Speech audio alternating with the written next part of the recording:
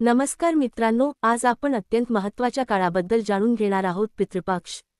भारतीय संस्कृतीत पितृपक्षाला खूप महत्त्व आहे, कारण या काळात आपण आपल्या पूर्वजांना स्मरण करतो, त्यांना श्राद्ध, तर्पण, पिंडदान करून आदर अर्पण करतो.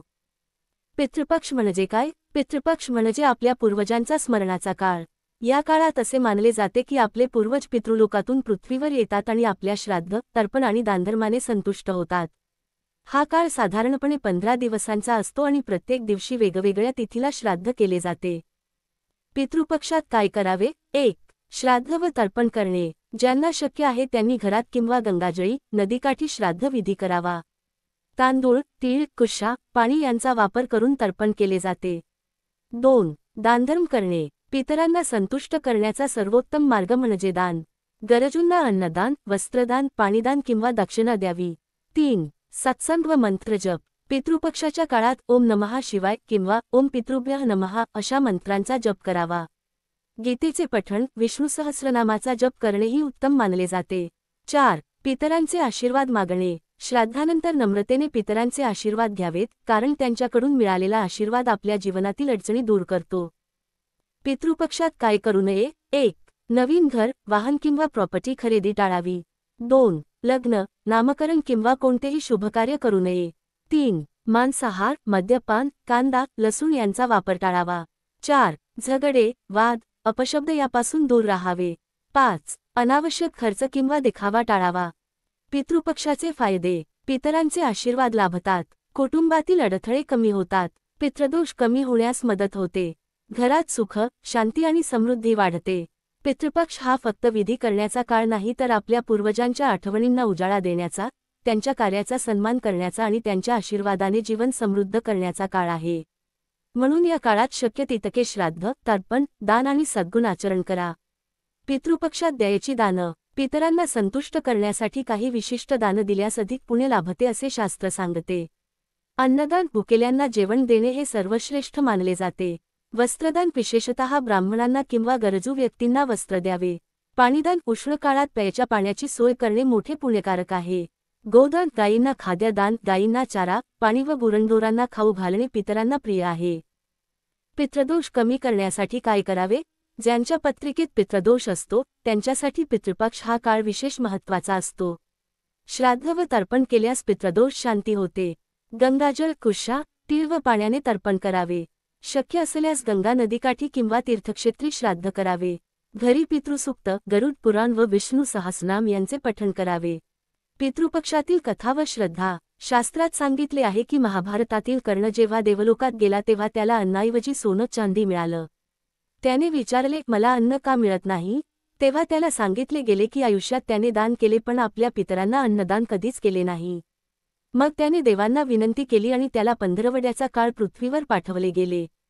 तोच काळ म्हणजे पितृपक्ष. म्हणून या काळात अन्नदान विशेष महत्त्वाचं मानलं जातं. पितृपक्षात घरी काय करू शकतो?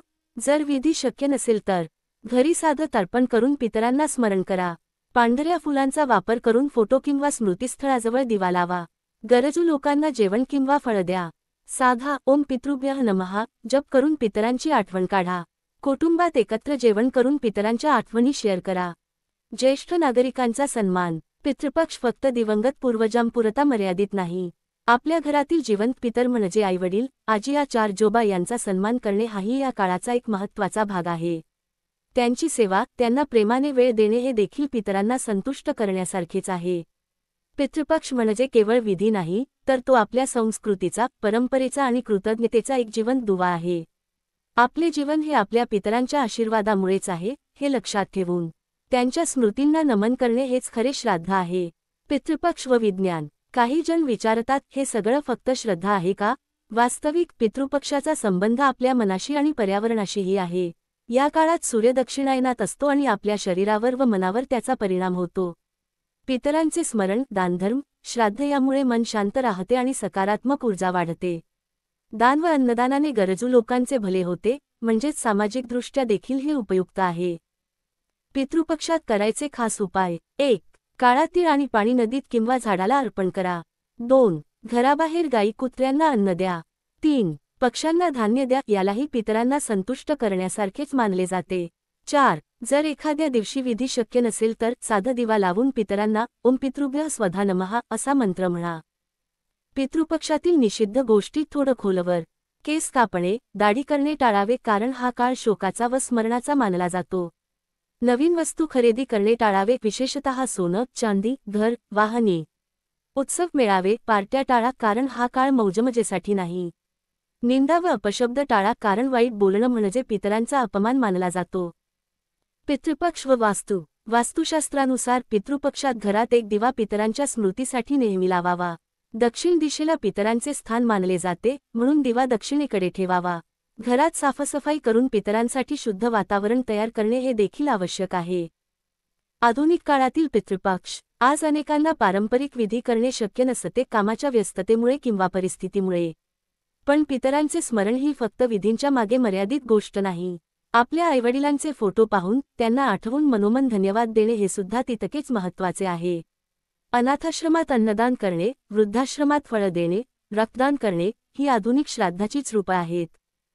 पितरांचे आशीर्वाद मिळाल्यास काय घडते? नोकरी व्यवसायातील अडचणी दूर होतात. घरात आर्थिक स्थिरता येते. कुटुंबात एकता आणि प्रेम वाढते. पितृदोषाचा प्रभाव कमी होतो. मानसिक शांती आणि जीवनात प्रगती मिळते. पितृपक्ष म्हणजे आपल्याला मुळाशी जोडणारा दुवा. आज आपण ज्या सुखसोयी उपभोगतो त्या आपल्या पितरांच्या परिश्रमामुळेच आहेत. त्यांना आदराने स्मरण केल्याने आपलं जीवन अधिक आशीर्वादित होतं. म्हणून मित्रांनो, पितृपक्षात नुसते विधीच नव्हे तर कृतज्ञता, सेवा, दानधर्म आणि आपल्या आईवडिलांचा सन्मान करा. हा काळ खऱ्या अर्थाने जीवन समृद्ध करणारा आहे. व्हिडिओ आवडला असेल तर लाईक करा, शेअर करा आणि सबस्क्राईब करा. तुमच्या मते पितृपक्षात अजून काय केलं पाहिजे ते कॉमेंट करून नक्की सांगा.